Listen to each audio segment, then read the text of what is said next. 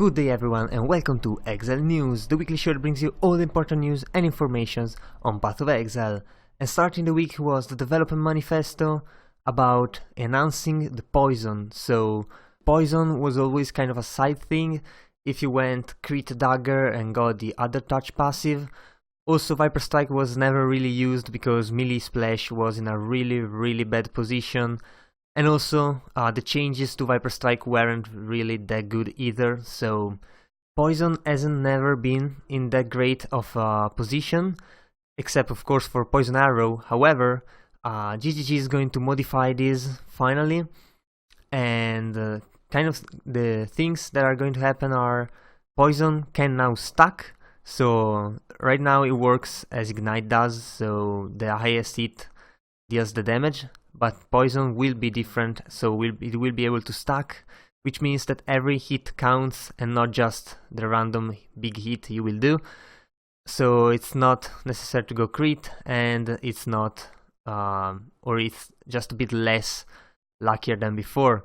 Also, poison will be able to be applied only by chaos and physical damage, both for thematic reasons and for a reward for those builds who go less aura heavy. So there you go. Also, there are going to be new support gems, one that lets your skills poison and increases poison damage, so it works probably for all the physical skills, which means it also works for ethereal knives, which is a spell but it's physical, so it's gonna work for that one too. And there are going to be new passive points in the passive tree for chaos damage, damage over time, and specific poison nodes, as you can see here. For example, 100% increased poison damage for a notable point over there. Also, Viper Strike is going to be kind of reworked, and now it will always apply poison instead of its own buff, which means if you hit 1,000 times with Viper Strike, it will stack 1,000 times the poison, and with a much higher base duration, which is always good.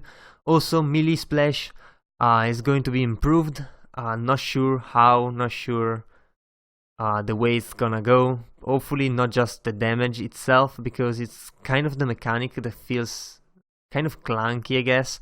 Also the fact that when you pair it with multi-strike, every hit kind of goes wherever it wants, so if you're surrounded by enemies, you will hit one enemy, then the other one, just randomly, so that's not really that good.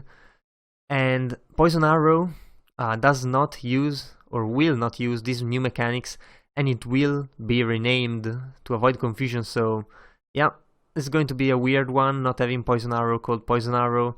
It's probably going to be called like something like Desecrating Arrow, because, I mean, the effect is the same anyway. And then we got new cards, which are going to come with the next patch next week. Again, we got a lot of unique items: Chevron's Revelation, Drill Neck, Corrupted Voltaxic Rift. It's one of 13 cards, it's going to be pretty damn rare, even though Voltaxis is not that used anymore.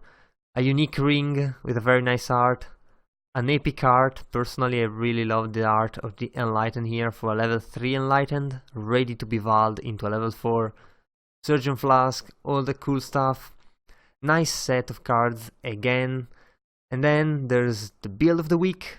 This week, it's a dual totem. I think we got another dual totem build this week, but yeah. It's a dual totem build that utilizes the Piscator Vigil wand, which basically deals no physical damage, however it deals a lot of elemental damage.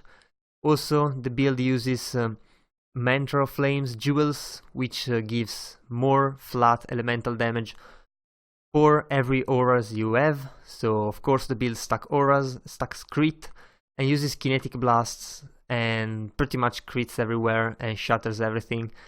It looks to me like a wonder, like a normal wonder, except it just uses totem instead of yourself casting it. So there you go.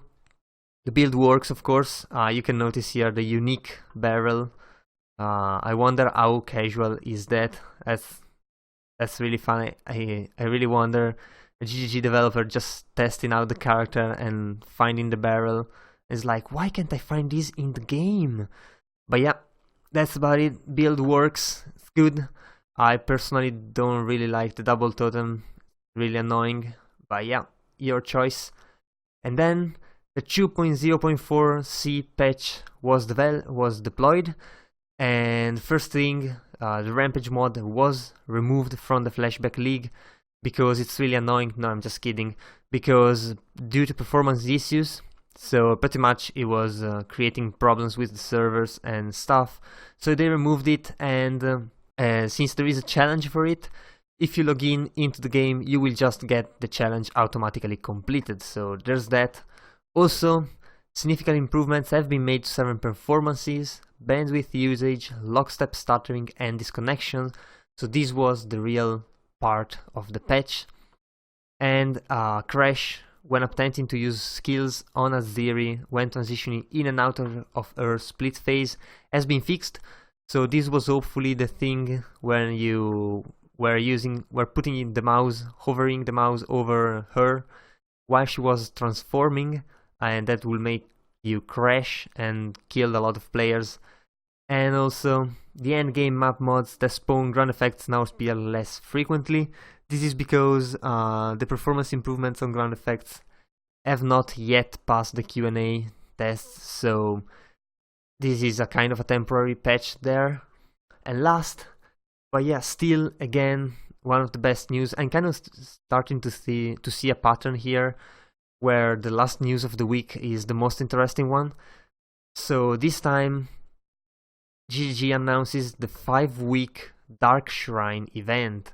So basically, it's going to be a 5-week league. So pretty much 1 month, little bit more than 1 month after the 1 month has ended.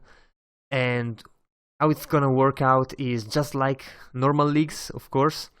However, the Dark Shrines are kind of, as you can see in the image, kind of a shrine-like object where you can sacrifice a rare item, a single one, I think, and some effect will happen on the zone. It can be everything, every monster put to 1 HP. It can be like a unique item put into a barrel somewhere. It can be probably a slaughter of monsters popping out of everywhere and you just die. It can be a lot of things. It's going to be interesting to figure out what is going to create what, because of course it's not random. There is going to be a logic behind it, so the first people to figure it out will, of course, gain a lot of advantages. And yeah, it's going to be fun. Darkshrine was a challenge league idea that was rejected because of a couple of problems. One was not being substantial enough for a full league, and the other was because it could be a bit oppressive for new players. However, for a fun event like this, it's going to work out fine.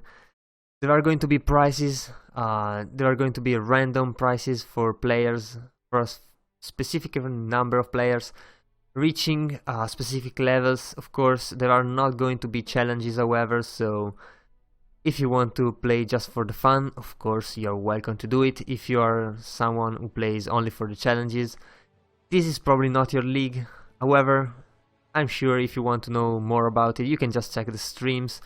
They're always up, and there's always someone doing something fun.